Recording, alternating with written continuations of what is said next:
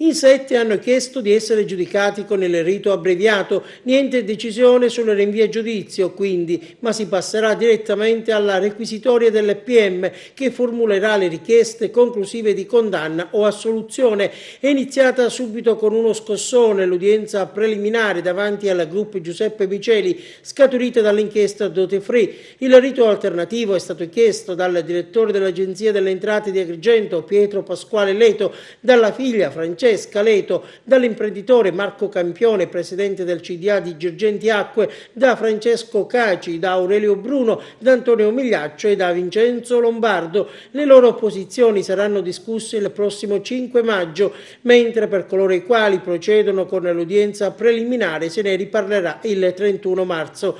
Niente in post, questa la traduzione in italiano del nome che fu data all'operazione, scaturì da un'indagine molto più vasta, scattata l'11 dicembre del 2015 che colpì al cuore l'ufficio delle entrate di Agrigento.